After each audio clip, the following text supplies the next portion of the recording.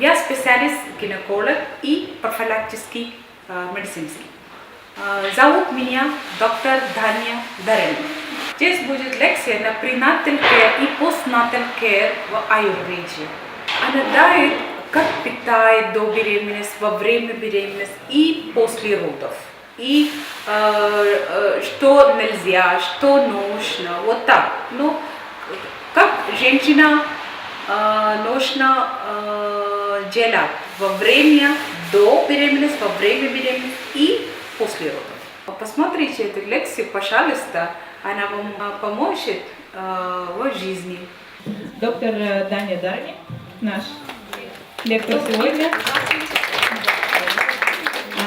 У доктора Дхании богатый опыт как преподавательской, так и врачебной деятельности, причем как в Индии, так и в Москве.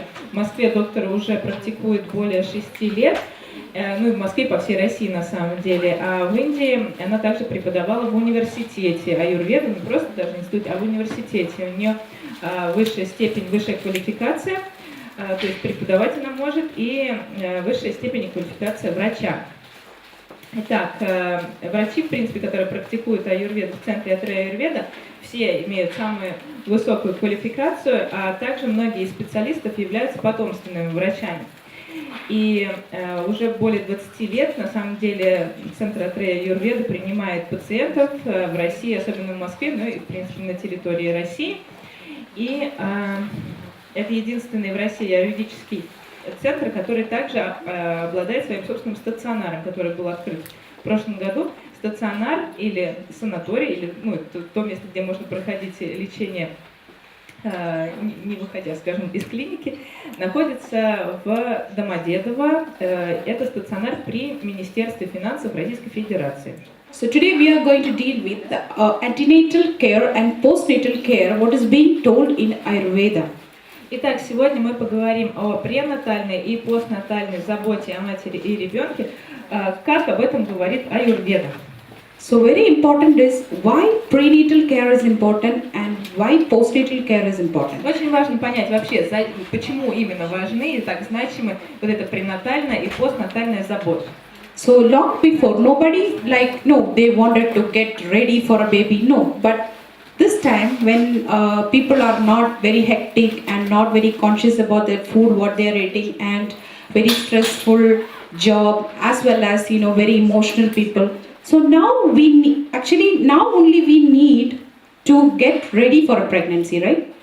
Итак, раньше люди вообще очень серьезно и очень детально подходили к вопросам зачатия, то есть заранее подготавливались к этому моменту. А сейчас вообще люди так работают и в таком ритме жизни живут, что не всегда даже получается вообще задуматься об этом, потому что постоянно работа, стресс, какие-то занятия. Есть, да? Стресс есть, да? Правда. Стресс же все испытывают, да? Да. So, what is told in Ayurveda? We can get the essence. I know it is told like like a story, but I take only the relevant part what is needed in Moscow.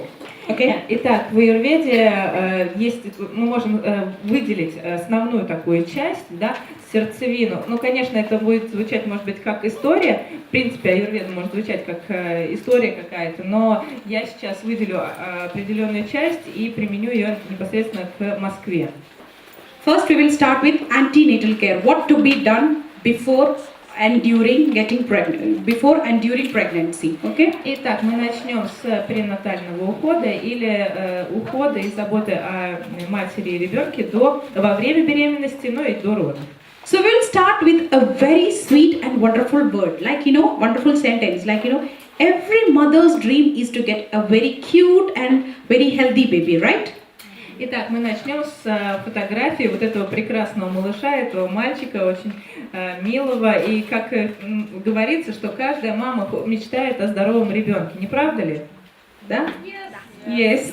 India's wisdom of Ayurveda complements the modern obstetrics, offering advice for a healthy pregnancy, smooth delivery, and a blissful and healthy baby. All these are included in this pre- and postnatal care. Итак, древняя мудрость Аюрведы дополняет современное акушерство, предлагая рекомендации для здоровой беременности, мягких родов, ну, таких хороших родов, спокойных, и счастливого и здорового ребенка. Все это включает в себя пренатальный уход. So now I will explain what are the 4 factors which is very much needed for a good and healthy pregnancy. Итак, сейчас мы поговорим о 4 главных факторах, которые необходимы для здоровой и хорошей беременности. So first это Атрея or Shukra or ovum of the mother. Первое это Атрея или Шукра или яйцеклетка матери. Next is sperm from the father. Вот следующее это Шукра, это сперма от отца. For the modern medicine, these 2 are necessary to get a baby. Что касается современного подхода, или если мы говорим о современном подходе, современной медицины, то в принципе этого достаточно для зачатия. But Ayurveda give utmost importance to the soul or Atma, which only gives the child, the birth of a child. It's not a simple mass, it's a child. Но Аюрведа уделяет особое значение, особое внимание душе, которая вдыхает жизнь в ребенка. So Shukra, Atma and the soul or Jiva or Atma gives birth to the embryo. Итак, вот Артова, Шукра и Джива или Атма, или яйцеклетка, сперма и душа, вот что дает жизнь эмбриону.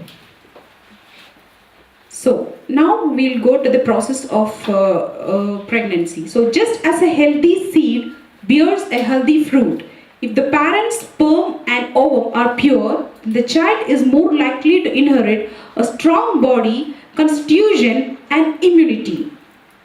Итак, сейчас мы поговорим о беременности. Как говорится, только из здорового семечка получается здоровый плод. И если сперма и яйцеклетка родителей чистые, здоровые, тогда и ребенок, скорее всего, наследует сильную конституцию тела и крепкий иммунитет. Do you agree with me? Согласны? Согласны со мной? Да. So, and in converse, if the parents conceive when they are mentally and physically, that is very important, not only physical constitution only, doesn't matter, but mentally or psychologically if they are weak, this may impact negatively on the child's condition. That is also very important. Not only physical health, but mental and emotional health is as important as physical health. Но на самом деле не только физическое здоровье важно, но также очень важны и эмоциональное, и психическое здоровье. То есть наоборот, если родители зачинают ребенка, находясь в физическом и ментально ослабленном состоянии, это может негативно сказаться на здоровье ребенка. So before Ayurveda has told exactly on if the copulation happens on the particular day from the day of menstruation, you can get a male or a female baby. Согласно Аюрведе, если в определенные дни зачинать ребенка, можно подгадать его пол, либо девочку, либо мальчика можно зачать. Isn't it interesting? Не правда ли это очень интересно? Да? Yes.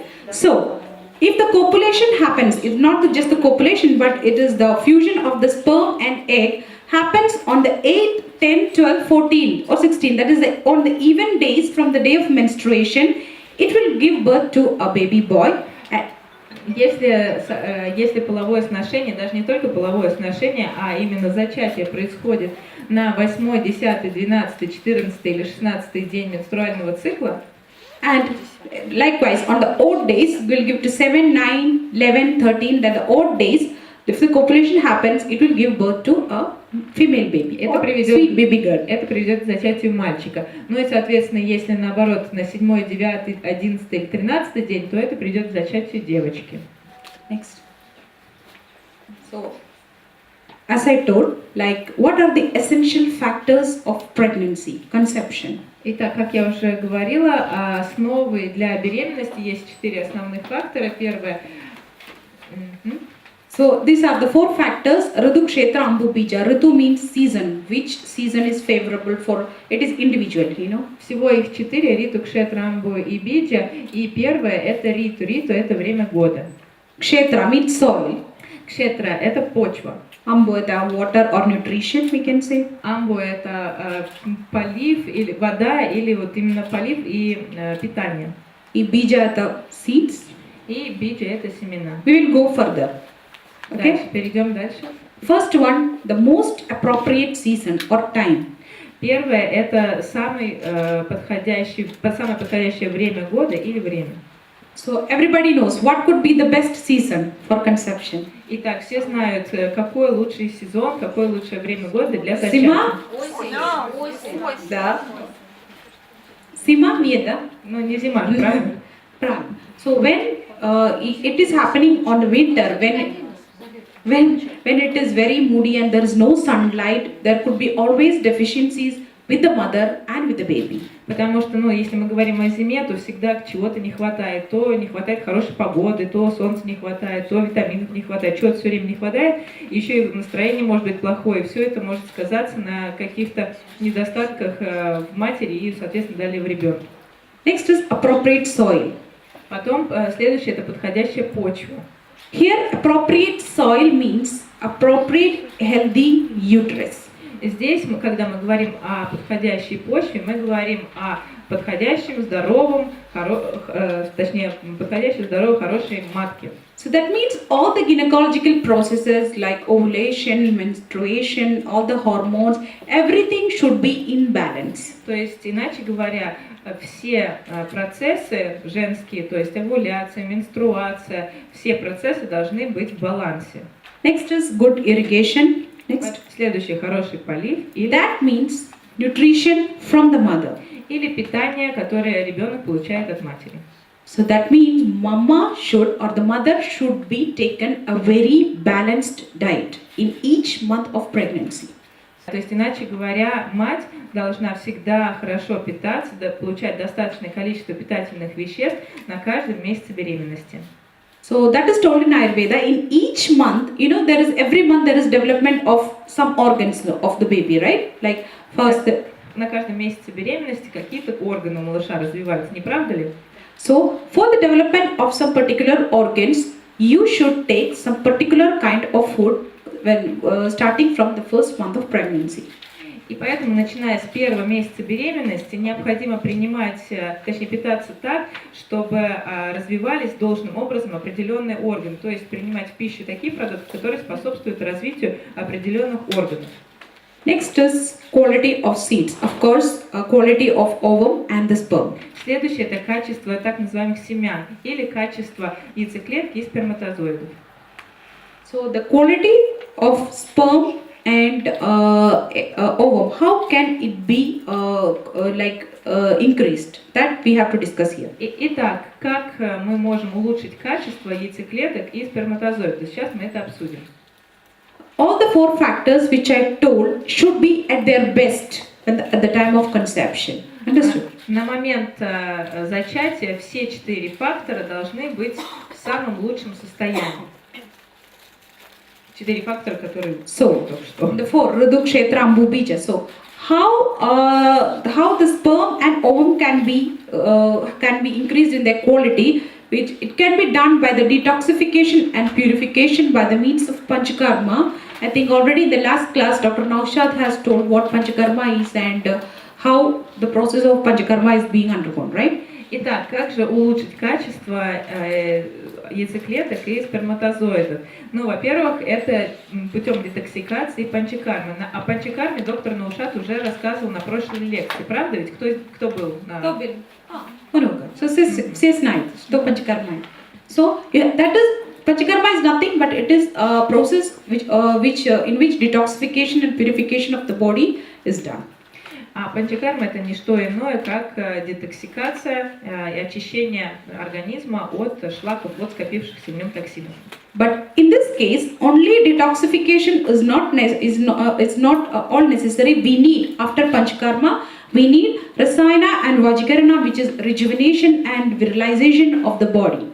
Но в данном случае одной панчакармой здесь не обойтись, потому что нам еще необходимы терапии Расайна и Ваджикарна, то есть омолаживающая терапия и вирилизирующая или укрепляющая либидо терапия. So I would say two simple drugs. I think you all are familiar with Shatavari. Everybody knows? Я сейчас назову несколько лекарственных трав. Да, вы знаете Shatavari, правда? Да. Ashwagandha. Ashwagandha, знаете? So these are some simple medicines which can be used in male and female respectively for improving or for as a as a rejuvenation therapy or a virilizing therapy. Вот эти два знакомых вам препарата или эти две знакомых вам травки можно использовать для терапии Расаяна и Ваджикарана. Шитавари для женщин, а Ашвагандха для мужчин. So, also after Panchakarma, after done detoxification, purification, and along with the rejuvenating medicines, you can take some few diet which can be included by male and female. It's called a preconceptional medication. For male, it is ghee and milk and sweet herbs, and for female, it is masla, mainly kunshudna masla or black gram. Итак, после того, как уже проделана была панчакарма, после того, как уже была проведена расаяна, и точнее во время расаяна и ваджикарны, следует также включить в эту терапию определенные продукты, которые способствуют также улучшению качества яйцеклетки и сперматозоидов. Для мужчин это продукты ги, топленое масло ги и молоко, сладкие травы, то есть по вкусу они относятся к категории мадура. И для женщин это масла, особенно кунжутное масло и черный маш. Ghee, Топленое масло. Следующий. Это black gram. Вот это черный маш. Можете здесь видеть. Kunshudna masla. И кунжутное масло это для женщин. Now, after doing all these Panchakarma, Rasayana, Vajikarana and all these preconceptional medications, now ideally the field or the uterus is fertile to germinate the seed through the preparatory purification, rejuvenation, and very important, the last one is emotional practices, which you can done by yoga, pranayama, meditation and all. Вот после того, как уже была проведена очистительная терапия панчакарма, расаяна и ваджикарна, омолаживающая и улучшающая либидо и фертильность терапии, то вот в идеале поле, о котором мы говорили, да, и матка, становится плодородным для прорастания семени через подготовительные процедуры, ну, вот, которые мы перечислили уже, это очистительно, омолаживающие. Но еще очень важно здесь указать эмоциональные практики, то есть здесь мы говорим о йоге и медитации. И пранаяме, спасибо. And very important is a relationship ripe with the mutual love and commitment may naturally grow into the co-creation of the child. The sacred process of impregnation is known as Garbhadana Samskara. That I always told to my patients, like, unless you have an intense desire to get the baby or to get pregnant, so it should not be possible and you should not try for that. You should be emotionally and mentally very much prepared so that ripen, that mutual love between the mom and the baby should ripen within yourself. Then it is easy to get pregnant. Итак, отношения, созревшие для взаимной любви, точнее, до взаимной любви и чувства ответственности, могут естественным образом вырасти в сотворение ребенка. Священный процесс зачатия известен в Аюрведе как Гарбхадана Самскара. Итак, я своим пациентам всегда говорю, что вот пока вы не будете чувствовать, оба в паре, пока не будете чувствовать такое интенсивное желание зачать ребенка, лучше даже и не пробовать, потому что очень важно даже до зачатия взрастить в себе вот эту будущую уже любовь между матерью и ребенком и быть полностью эмоционально и ментально готовым к этому. So pregnancy is a time of great transformation when the amazing changes experienced through natural can be stressful if not managed properly. So everybody knows, like, pregnancy is a stress, right? Все же знают, что беременность это вообще-то колоссальный стресс, правда? Согласна, правда? Или нет? Или нет? Нет. Нет. Нет. No. When your time, it is okay, but я просто прочту, чтобы всем было видно и понятно. Беременность – это период огромной трансформации, чудесных изменений, который может оказаться стрессом, если не подготовиться к нему правильно. Okay, go on. Okay. So, in as you times before, like maybe last. No stress. No stress. See, just say stress. So now everybody is in a big stress because lots of work, everybody is worried about the climate. And like emotional jobs, stress, boss, mainly is the boss at work, right? Сейчас все на самом деле испытывают стресс, разные виды стресса. Кого-то очень сильно заботят вопросы экологии, кто-то из-за работы очень сильно нервничает, особенно из-за начальства. Правда, ведь у начальники очень много. Who's having problem with the boss? У кого тут проблемы с начальством? Да. So there are many people. Да, коллега тянет руку, что у нее проблемы с начальством. Next slide. So, but on considering all these, Ayurveda has told a wonderful phrase, how to treat a pregnant woman.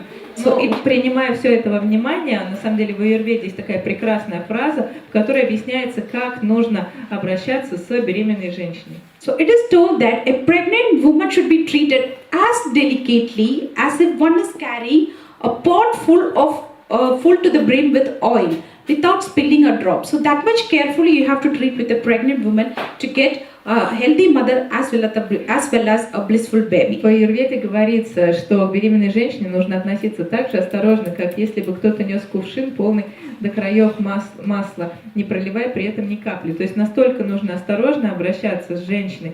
И это все нужно для того, чтобы она была абсолютно здоровой и счастливой, для того, чтобы хорошо и спокойно вынашивала ребенка. Isn't it a wonderful phrase? Не правда ли это прекрасная фраза? So that much careful and attention you should give to a pregnant woman. Especially you should say it to all your husbands, right? Нужно настолько много внимания уделять и заботы беременной женщине. Эта прекрасная фраза очень хорошо это описывает. И особенно вот эту фразу нужно прочитать и рассказать всем вашим мужьям. Правда? И вообще мужьям. Следующий. So now we are going into how a pregnant woman should behave. So pregnant woman should eat cooked, liquid, warm, fresh food containing all the 6 tastes. As you know, how many? Сколько вкус? Сколько вкусов вы знаете? Знаете? Сколько вкус? 6. Да, сладкий, соленый, кислый, горький, вяжущий, острый. So all these tastes should be in equal proportion in the diet of a pregnant woman. И теперь сейчас мы поговорим о том, как должна себя вести беременная женщина. Беременной женщине необходимо употреблять свежеприготовленную, жидкую, теплую пищу, которая содержит все 6 вкусов: сладкий, кислый, соленый, горький, острый и вяжущий, в правильных пропорциях. Вот все эти 6 вкусов должны присутствовать в питании беременной женщины. Why I'm telling this here? Because I know people of Moscow or maybe Russia, they are most addicted or maybe more likely to eat some specific taste, like maybe somebody likes sour more, maybe somebody likes sweet. They totally forget about all the other taste what is contained. А почему я сейчас говорю об этом и уделяю этому особое внимание? Потому что я наблюдаю уже какое-то время, что люди в Москве предпочитают какой-то определенный вкус. Может быть, кому-то больше всего нравится кислый, все время едят кислое, кому-то соленый, то едят только соленый и забывают об остальных вкусах. Все любят кисломолочный, да? Больше кушают кисломолочный, да? Кисломолочные продукты все любят? Нет. No, because patients coming to me when I check on their diet, I know more people are eating more of 80 to 90% is more кисломолочно and few vegetables and few fruits. Но все пациентки, которые ко мне приходят, я смотрю, что практически 80, даже 90, может быть, процентов моих пациентов постоянно употребляют регулярно кисломолочные продукты, ну и, может быть, чуть-чуть овощей. Especially if they are vegetarians. Особенно если вегетарианцы. Right? Vegetarians are more adapted or likely to eat sour milk products. Особенно вегетарианцы, скорее всего, если человек вегетарианец, который ко мне приходит на прием, скорее всего, он употребляет очень много кисломолочных продуктов. So I wanted to tell, Ayurvedic obstetrics recognize the different phases of fetal development thousands of years, even 5,000 years ago, before even there was no modern imaging techniques was found out, but they have all experienced what is happening in every month and what is to be taken in every month. Даже до того, как появились современные средства какой-то техники или ультразвука, в Аюрведе уже 1000 лет назад было разобрано хорошо и сложилось очень хорошее понятие, понимание того, как развивается плод. То есть аюрведическое акушерство распознало различные стадии развития плода за несколько тысяч лет до того, как появилась современная ультразвуковая техника.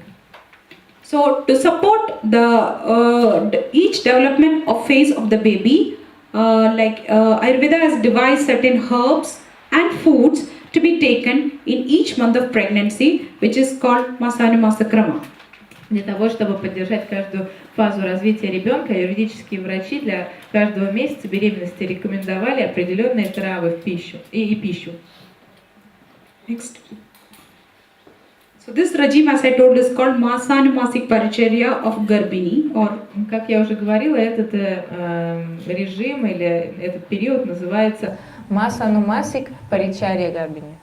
so we will go on with the first month. И сейчас мы уже поговорим о первом месяце беременности. So I don't know whether there is any doctors here. Я No? не знаю, здесь есть вообще в аудитории у нас врачи? Yeah. Okay. So everybody knows the first month, the embryo looks like a bubble, which is morally or blastocyst. In modern technique, it is called so. But it has been found out by Ayurvedic physicians 5,000 years ago. Like it is in Ayurvedic text, it's exactly the same. Photo is being there. So without any technique, they have found out the first month it is like a bubble. Итак, все знают, что на первом месяце беременности эмбрион выглядит как пузырек, или, как пузырь, или он еще называется будбуда или бластоциста. Но уже 5000 лет назад аюрведические врачи также описывали эмбрионы без всяких средств техники. Точно такое же изображение эмбриона на первом месяце можно найти в древних текстах аюрведы. So by the end of the month, it becomes a mass. И к концу первого месяца он становится массой плоти. So in this initial phase, the fetus is stabilized and fed through direct nourishment from the mother's food. На этой начальной стадии плод стабилизируется и питается напрямую через материнскую ахара-расу, через материнскую пищу. So first month, what the mother takes, the mother's food has to be divided into 3 parts, like for own mother's nourishment, for the development of breast, for lactation, as well as for the baby's nourishment. So first month food is very important. Итак, на первом месяце беременности пища, которую мать принимает, делится на 3 части. Первая часть – это для питания ее самой, вторая часть для развития груди, для последующей лактации, и третья часть для питания ребенка. So first month, what she should take? Итак, что следует есть беременной женщине на первом месяце беременности? So first month it should be medicated and non-medicated milk in proper quantity depending on one's own digestive power. It is very individual. Итак, все, конечно, очень индивидуально, но на первом месяце беременности женщине следует пить лекарственное или обычное молоко в правильном количестве, в соответствии с ее возможностями, с возможностями ее пищеварения. So here I know there is a practice of drinking milk in higher quantity, but very important is you have to boil it, dilute it, and you have to find out your own digestive power, how much your body can digest. And that much quantity only you have to take in the first month, because first month the digestive power and metabolism will be very low. Да, я знаю, что здесь, конечно, очень многие пьют молоко и пьют его в больших количествах, но очень важно понимать, что на первом месяце беременности молоко нужно хорошенько проваривать, потом разводить и принимать только в соответствии с собственной возможностью, со своими собственными пищеварительными возможностями, потому что на первом месяце беременности обычно сила пищеварения снижается. And usually the herbs which is used in the first month is yashti, madhu and bala. I know it's not available here, but it will be available, I think soon. Также на первом месяце беременности рекомендуется принимать такие травы, как яшти, маду и бала. Я знаю, что, конечно, здесь они не продаются и не растут, но я надеюсь, что в скором будущем они появятся здесь уже в широкой продаже. Excellent. This is called yashti, I think it's here. Corn salad. Ага. На самом деле есть у нас яшти маду, потому что солодка у нас точно есть. Yes, you can use the root. Next slide, please. Корень солодки. This is called bala. This is one of the famous Ayurvedic drug or medicine used in almost all the combination of medicines. А это бала или сида сердцелистная. Это очень популярный, очень известный аюрведическое растение, которое используется во многих формулах. Next slide, please. So we'll go on to the second month. Итак, теперь поговорим о втором месяце беременности. So it's now the embryo is already a solid mass. И на этом месяце эмбрион постепенно приобретает уже форму твердой массы, плоти. But no body parts are differentiated. Но пока не видны никакие части тела, не сформированы никакие части тела. So now what we can take in the second month? На втором месяце беременности женщине следует принимать. She is advised to take a fluid diet. Here also, as I told, in the first trimester, usually the digestive power and metabolism is so low that she has to take very light liquidy food. Женщине рекомендуется употреблять жидкую пищу, потому что, как я говорила уже на первом месяце, сила пищеварения снижается, но на самом деле в первом триместре, в принципе, сила пищеварения достаточно низкая, поэтому жидкая, очень легкая пища должна быть в основе рациона. It could be kasha, it could be soup, it could be like, just tushone ovashi, something like, or it could be some compote, which is like natural sweet fruit, with some warm water. It is also good. Ну да, доктор сама сказала то, что каши, супы, тушеные овощи и также компоты, которые сварены без добавления сахара, то есть естественным образом сладкие. So medicines which can be used in this month are, it's also sweet herbs which are sweet in the properties. It is kakoli and shatavari, that you all know, shatavari. А травы, которые рекомендуется принимать на втором месяце беременности, это травы, обладающие сладким вкусом, мадура. Это каколи и шатавари. Шатавари вы знаете. Это shatavari, все знают. Это шатавари. Да. Спаржа кистевидная. Все ее знают. Следующий. Yes, very interesting fact, like, in the second month there is a procedure which is done, which is called pumsavana. Очень интересный факт, или очень интересная, на самом деле, процедура, которая выполняется на втором месяце, она называется пумсавана. It's a special procedure adopted between 8 and 11 weeks of pregnancy to have a baby of what choice, like you want a male baby, or you want a baby girl, or you want a baby boy. You can do on the second month. Это специальная процедура, которая проводится между 8 и 11 неделями беременности, и эта процедура направленная на выбор пола ребенка, то есть можно самому выбрать пол ребенка и сделать все необходимое, то есть во время этой процедуры, чтобы родился либо мальчик, либо девочка. So I'll just simply explain what the treatment consists Я of. сейчас расскажу, как это делается. It consists of instilling a herbal juice, specialized herb and juice made in a very auspicious day and done on an auspicious day. Juice is made and it is instilled in the right nostril. Do nasya. Have you heard of nasya? Just one second.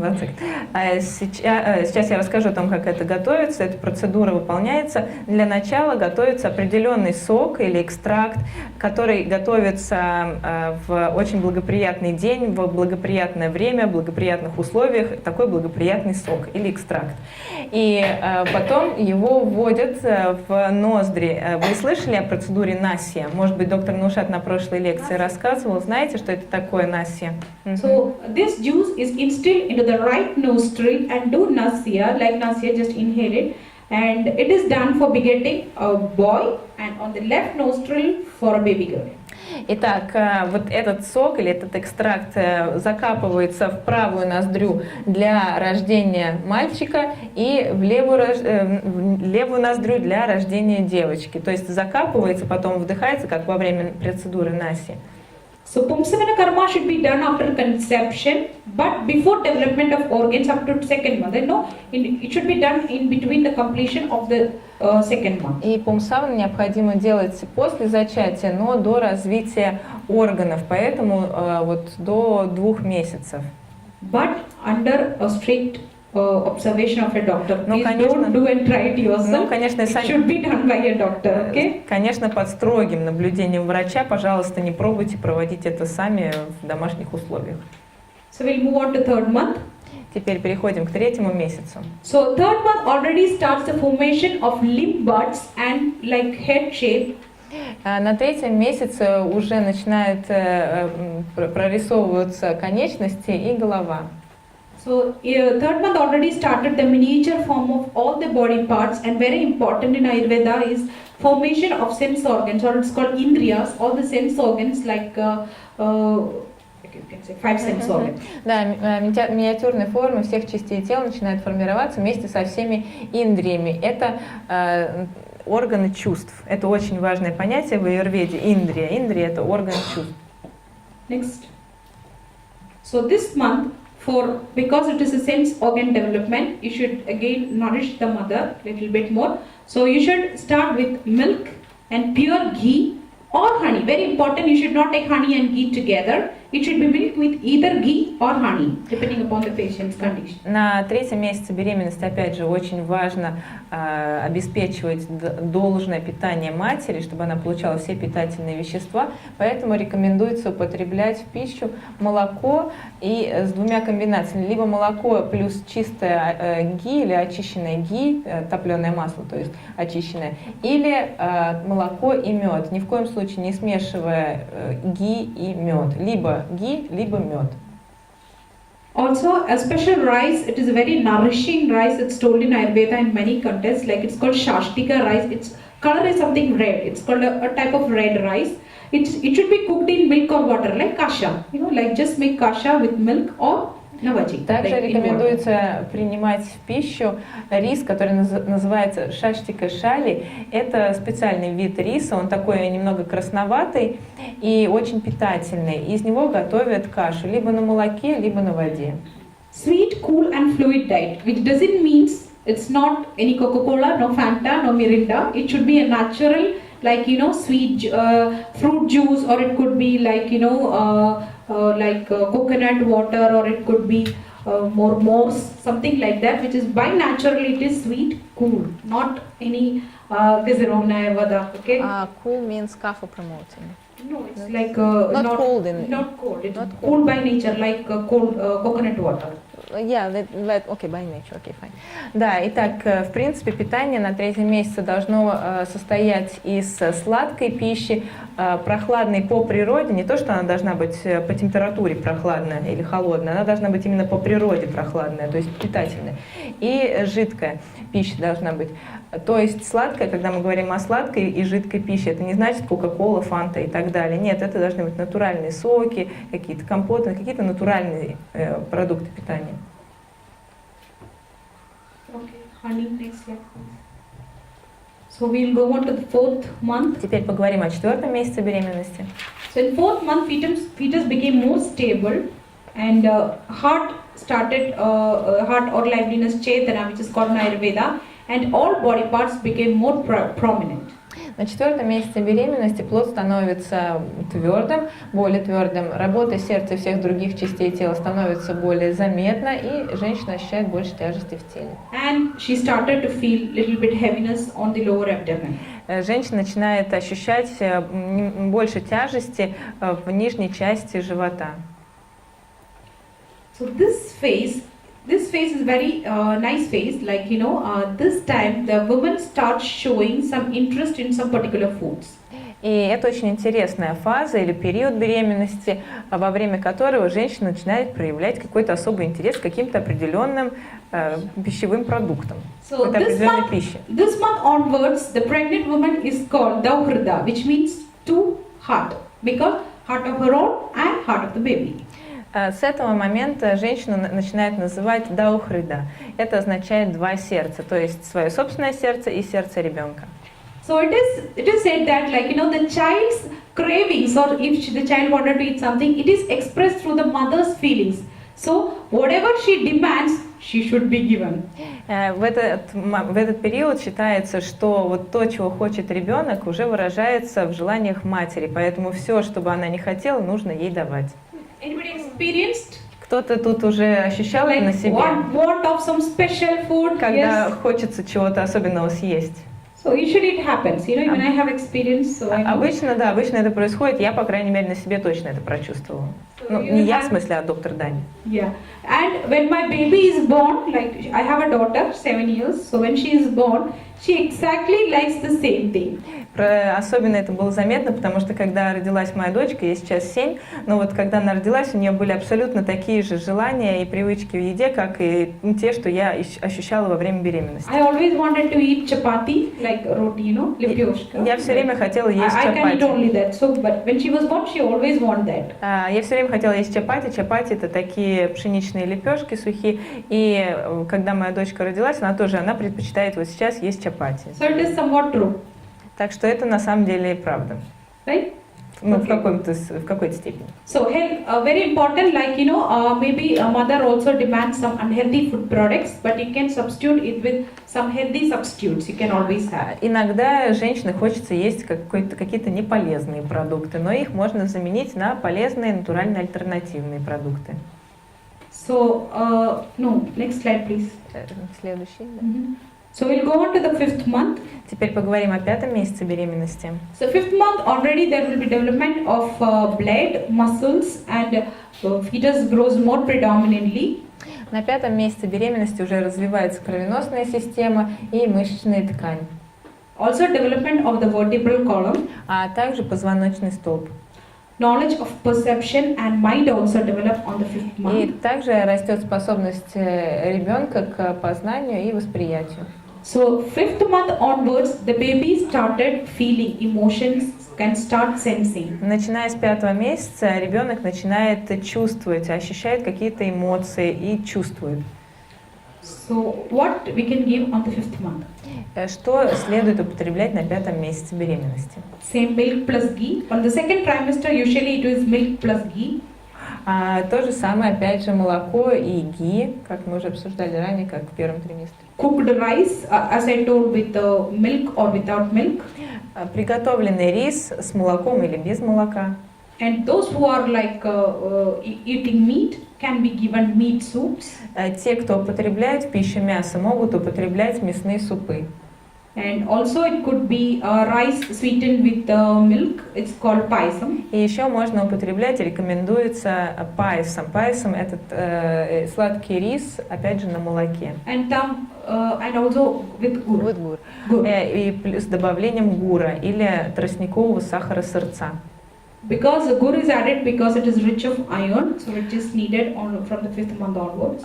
Гур добавляет, потому что он богат железом, поэтому с 5-го месяца его назначают для употребления. This is payasam. Это паясом, так выглядит паясом. Okay. Next slide.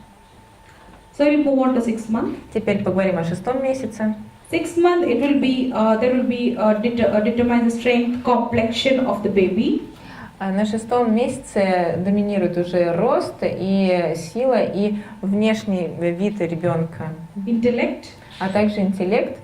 hair, nails, bones, ligaments, which skin, etc. В общем, иначе говоря, развиваются уже сила и внешний вид, интеллект и также волосы, ногти, кости, связки и кожа. So on the 6th month, it should be given milk plus ghee with herbs called shariva. На 6-м месяце беременности следует употреблять в пищу, опять же, молоко плюс топленое масло ги со сладкими травами, например, шарива. Rice gruel, or it's called yavagu, medicated with gokshur. И также рекомендуется рисовая каша, которая называется явагу, которая обогащена травами гокшура. Or all the pleasant balanced food, like balanced with 6 taste, containing all the taste that is very essential from the 6th month onwards. Ну и в принципе в питании должны присутствовать все 6 вкусов, и пища должна быть сбалансированной. This is called gokshur.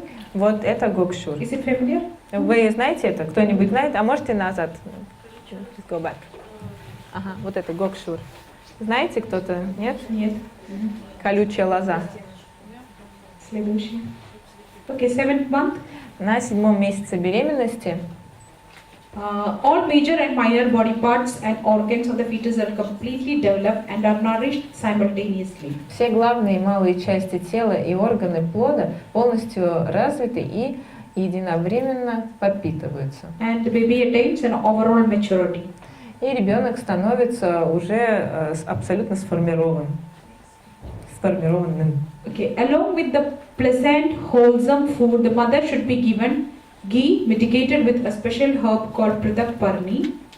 Помимо приятной, полезной, сбалансированной пищи, матери необходимо давать топленое масло ги, обогащенное травой притапарни.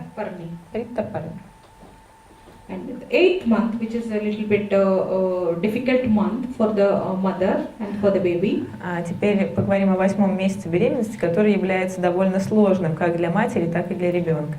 Because as per Ayurveda, there is a vital power which is called ojas.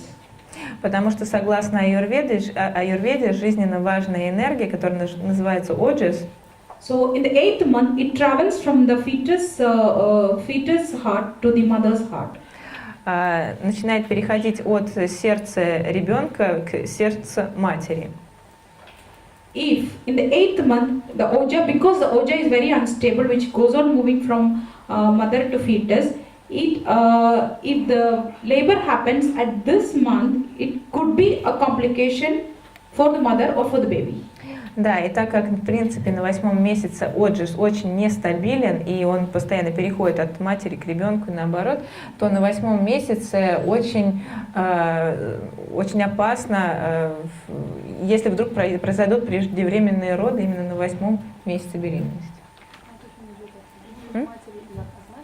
So that ojas travels from mother to the child and backwards? Like Yeah, backwards. So even if it is stable, at the time of stability, it will be okay with the mother and the baby. But during the transformation, if the labor is happening, it could be dangerous for the baby or the mother. Да, он переходит от матери к ребенку и наоборот, то есть постоянно нестабилен на этом 8-м месяце. И если, например, роды начнутся вот в этот период, когда он постоянно то там, то тут, то тогда могут какие-то сложности, осложнения возникнуть. So 8th month of pregnancy, the diet you should take care of. It should be rice gruel. It's called ivago, prepared with milk and ghee. Итак, на 8-м месяце следует принимать в пищу, опять же, явагу, это рисовая каша, которая приготовлена на молоке и ги. Yes, and vasti is done in this month. It's called anuvasana vasti is done. Также на этом месяце делают клизмы лекарственные, которые называются анувасана васти.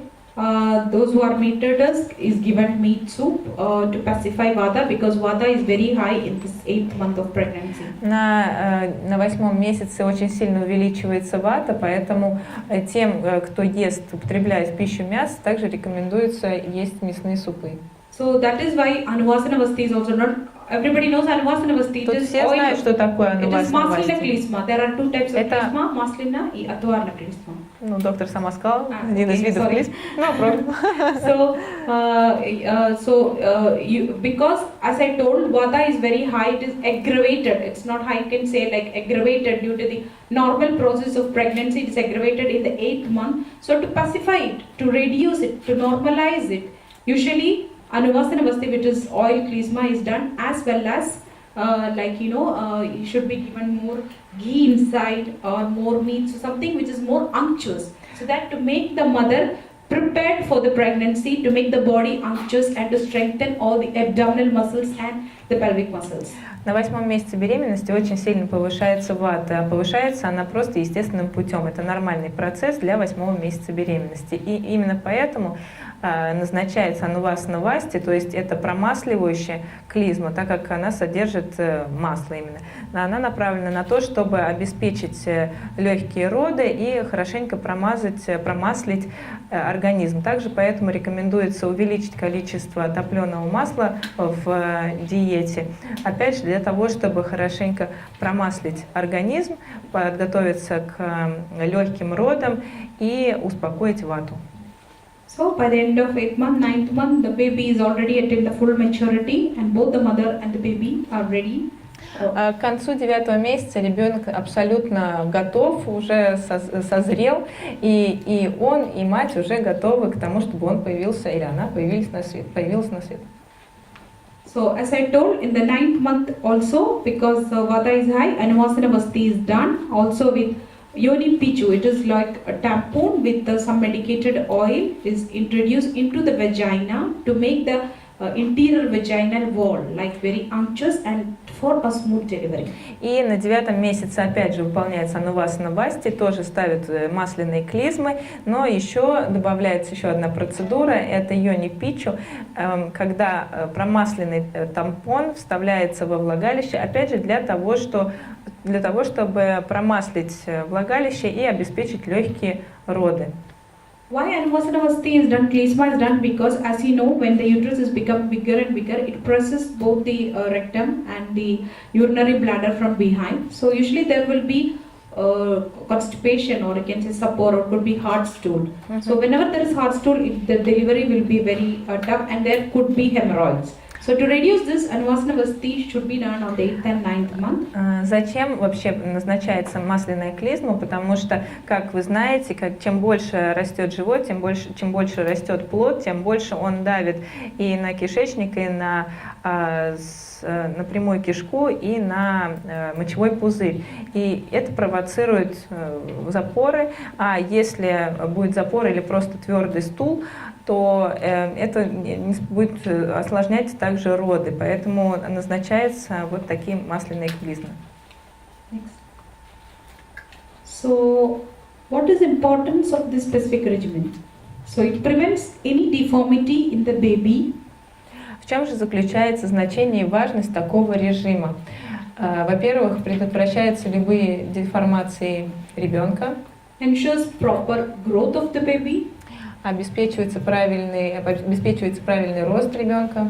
Should not forget about the mother. So mother should be healthy. Не следует забывать и о маме. Мама должна быть здоровой. And softens and lubricates the mother's body tissues which are being damaged during the process of delivery. Также такой режим обеспечивает смягчение и увлажнение тканей матери, которые, конечно же, повреждаются во время родов.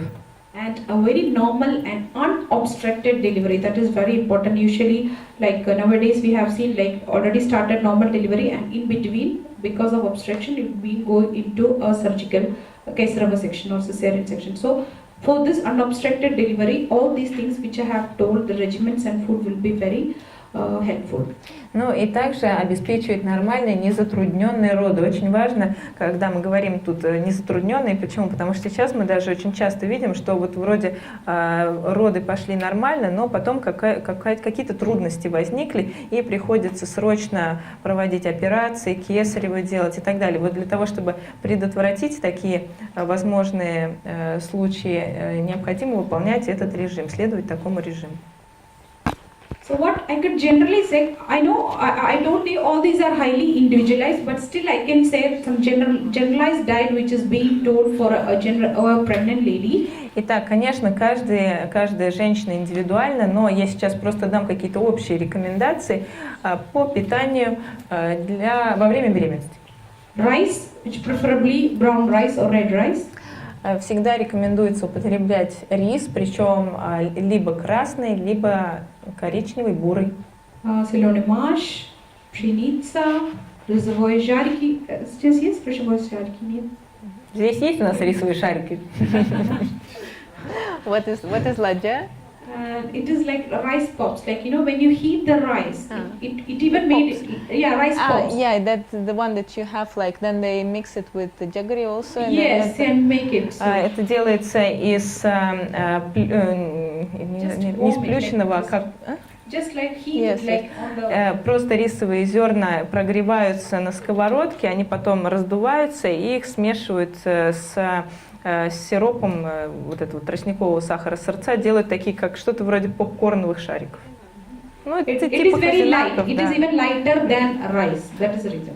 Но они еще даже легче для переваривания, чем сам And рис. it is very helpful, like ladies who are having tashnata, like Особенно nausea and vomiting during pregnancy. Особенно такой рис, вот такой прокаленный и вот как попкорн рис, рекомендуется употреблять тем женщинам, которых подташнивает, да, вот во время беременности, как говорят, у нас токсикоз, например, да, да, при токсикозе.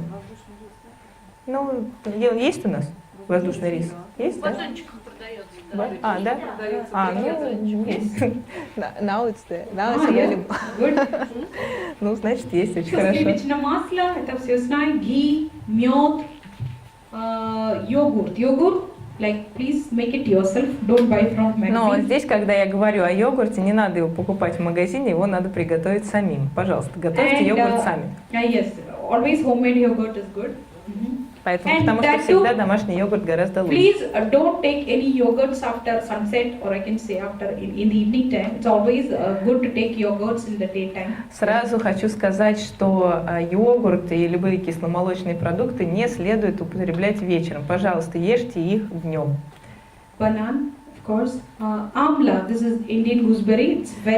It's a very nutritious food. But I don't know. Amla is available in Moscow. Амла это индийский крыжовник, который, я не знаю, продается ли в Москве или нет. В сыром виде точно в Москве его нет. Yes. В сыром где он продается в сыром? Кто сказал? Amla itself is there. Amla itself is there in Indian shops. Нет, в чем-то, конечно. Amla in honey. No, in honey maybe, like preserves. No, amla in honey, yes. Ну, может быть, амла в меде, но на самом деле даже и в меде ее нет. Нет у нас сырой амлы, это точно. Но Сырой да, есть у нас какие-то приготовления из амлы. В общем, амла это очень питательный фрукт. Это плод такого дерева, напоминающий акацию. Vinaigrette или чернозем, or all the sweet cool fruits, which is seasonal in your place. Помимо всего того, что доктор сказал, вот еще сладкие охлаждающие фрукты. Охлаждающие, опять же, это по природе. Это не то, что они холодные из холодильника, они по природе охлаждающие. And all the pleasant and freshly cooked food, that is important. И любая приятная на вкус свежеприготовленная пища. Very important. Bath is also given utmost importance in Ayurveda. What things should be put in the water or in the tub when you are having a bath. Ayurveda always recommend a regular bath in rose petals or pounded castor leaves. I know castor leaves is not available. It's available. Available. Yes, very good. So you can have a bath in the castor leaves. It is highly to reduce the vata and pitta in the body, so that to pacify, to normalize it. So every day if you bath with it affects emotionally and psychologically also. Vata and pitta will be balanced. Да, аюрведа рекомендует регулярное принятие ванн с лепестками роз или с измельченными листьями касторки. Единственное, извините, я не помню, как он по-русски называется, это у нас дерево касторовое, оно какое-то у него название. Как? Клещевина, да, клещевина, спасибо большое, с измельченными листьями клещевины. И такие ванны способствуют снижению пита доши и успокаивают, улучшают настроение. Also, something which to make emotionally good, read uplifting and enlightening materials. Опять же, для эмоционального спокойствия и благополучия рекомендуется читать книги и материалы жизнеутверждающие и возвышающие сознание. And mama should start talking very sweetly to the baby. Также маме рекомендуется ласково разговаривать со своим малышом, который внутри еще находится в утробе.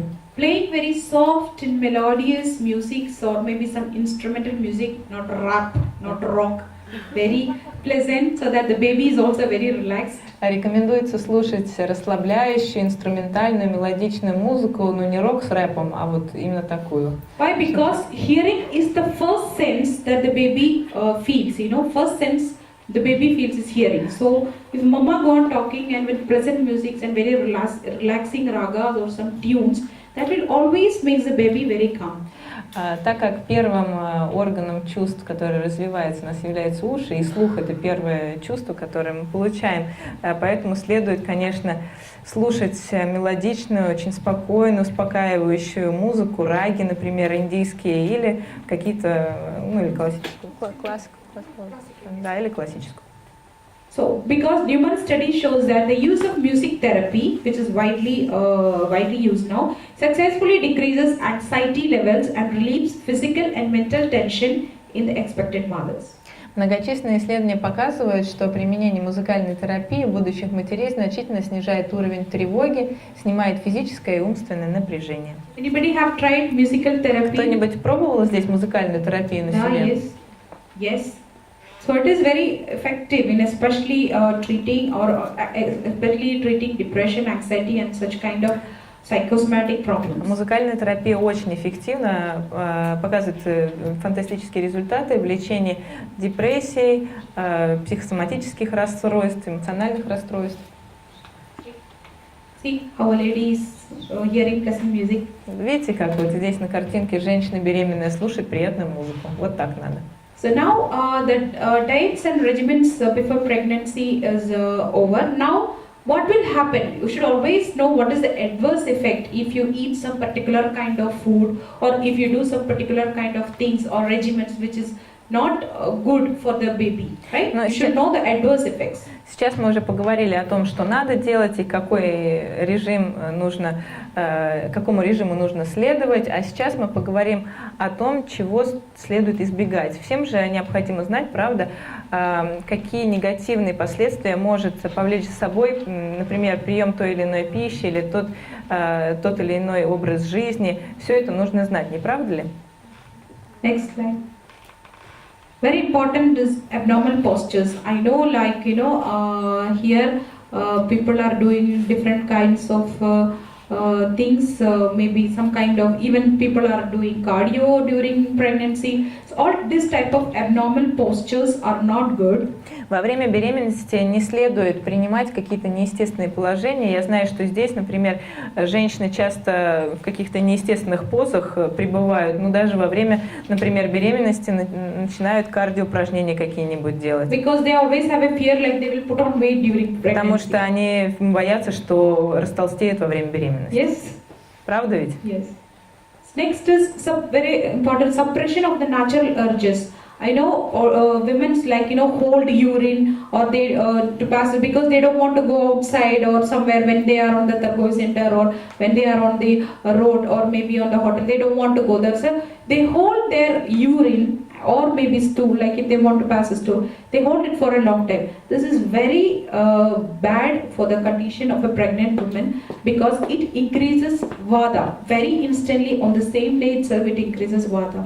Да, я знаю, что здесь, опять же, есть такая привычка у людей держать свои нужды, скажем, да, не ходить в туалет ни по маленькому, ни по большому. Очень часто, например, когда кто-то куда-то идет или находится в центре в каком-то или еще где-то и не идет в туалет, потому что, может быть, далеко или потому что на улицу идти не хочется или еще по каким-то другим причинам держит. Это очень-очень вредно, особенно вредно это потому, что это сразу моментально увеличивает вату. Very improper and heavy exercise, as I told before. Опять же, выполнение неправильных и тяжелых упражнений во время беременности это тоже очень вредно. Very hot and very pungent, sharp food. Употребление очень горячей, очень пряной, острой пищи тоже неблагоприятно. And also very less food intake. А также употребление маленького количества пищи тоже неблагоприятно. So what could be the adverse effect of all these? Итак, какие же негативные эффекты могут быть от всего вышеперечисленного? Premature labor. Преждевременные роды. Because especially while doing exercises, squatting position is very harmful and it can lead to a very premature labor in the 7th or 8th month of pregnancy. Like bending down, you mean? Squatting. Okay. Да, вот, например, если мы говорим о спорте, то приседания какие-либо могут провоцировать преждевременные роды, поэтому это очень опасно. Miscarriage. Также выкидыш. Or death of the baby in the womb. И даже смерть ребенка в утробе. And this is like cycling, mainly while cycling there's a pit or something or something with a big hole. Maybe falling in that suddenly without noticing, that is actually a mental shock. That injury or riding a very jerky vehicle or like that, listening to unpleasant words or even hard noises, all these are also prohibited.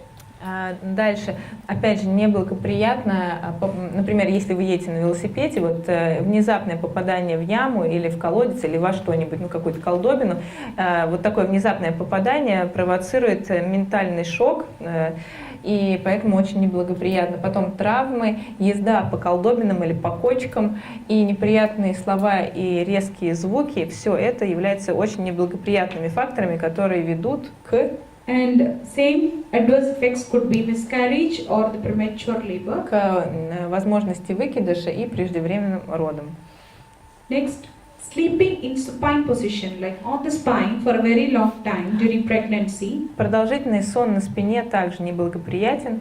can lead to the encircling of the umbilical cord around the neck of the baby. This is one of the main reasons for encircling the umbilical cord around the neck of the baby. Вот это является одной из главных причин обвития пуповины вокруг шеи ребенка.